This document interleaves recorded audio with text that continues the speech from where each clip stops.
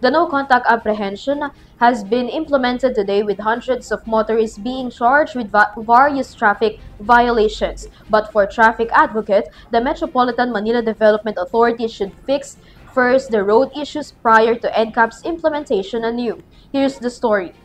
Transport Group Laban TNBS expressed surprise over the implementation of the No Contact Apprehension Policy or NCAP. According to Laban TNBS head June De Leon, when NCAP was first implemented in 2022, it had negative effects on motorists due to delayed notice of violations issued by the MMDA. Nung pinatupad dito noong 2022, Apo. Siyempre sinubukan muna natin na tanggapin, no? Siyempre, welcome yan kasi bagong teknolohiya yan. Baka makatulong sa trapiko dito sa ating bansa. Pero nakita natin yung epekto ng NCAP noong 2022 sa mga motorista. Hindi maganda yung sistema na nangyari. At nauwi ito sa pakiramdam namin napakalaking korupsyon sa mga De Leon stressed that the MMDA must first address key road issues such as road repairs, traffic lights and proper signages, and road markings.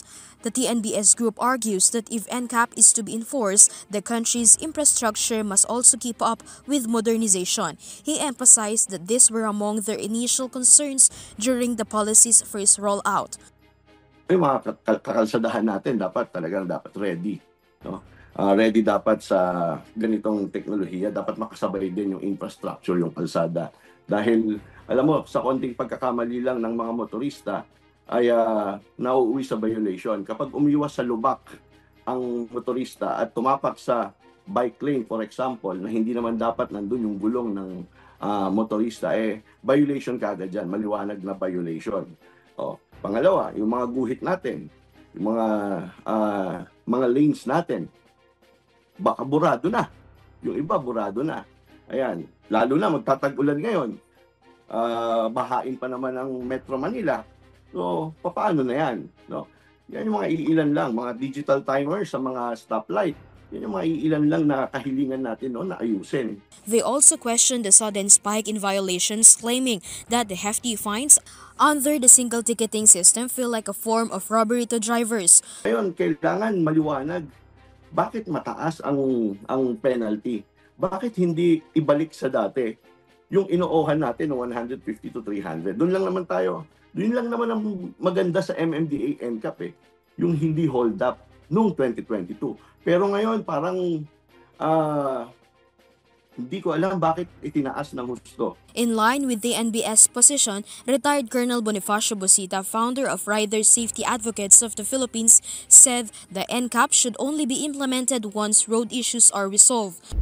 Yes po. Alam niyo po, pag nakaupo ka at evaluate mo itong implementation ng NCAP, parang okay naman, maganda. Kapag naka-table ka lang. Pero kung malalaman mo ang mga problema dito sa implementation nito, doon mo lang marirealize na hindi dapat muna ipatupad itong NCAP. Marami po kasing problema. May mga incompetent adjudicator po na pag nag-contest ka, saradong isip nila at ang sasabihin, kasalanan mo yan, problema mo yan, magpunta ka na lang.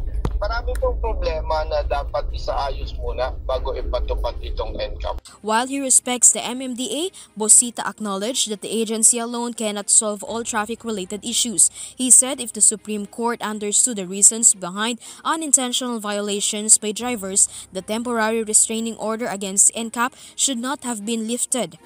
Ang nakikita ko po dyan ay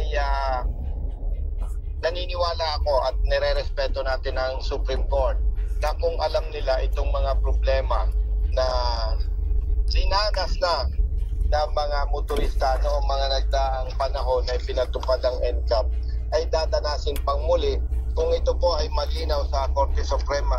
Some drivers also believe that the roads are not yet ready. Among them is Tatay Ted, a taxi driver who raised concern over the lack of digital timers in traffic lights. He said that even when he has no intention of beating the red light, it's difficult to anticipate the light change, putting both drivers and operators at a disadvantage. Yun nga, minsan parang agrabyado yung mga driver kasi siyempre unang-una dyan yung mga operator.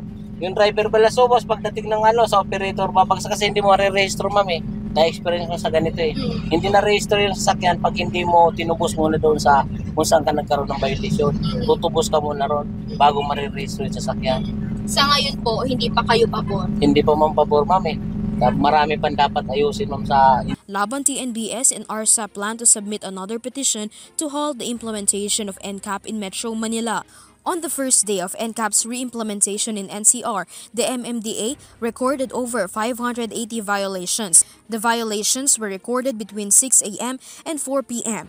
Violators may pay their fines either online or in person at the MMDA office. According to MMDA Chairman Romando Artes, those who receive a notice of violation may file an appeal through the agency's website. This is Criza Lopez for Euro TV News. Hi, this is Criza Lopez. Follow and tune in with our daily live newscast only on EuroTV News Threads official Facebook page. You may also catch us at Pinoy Extreme Cable Channel and on our other social media accounts. You may also visit our official website, eurotvph.com, for more news and information.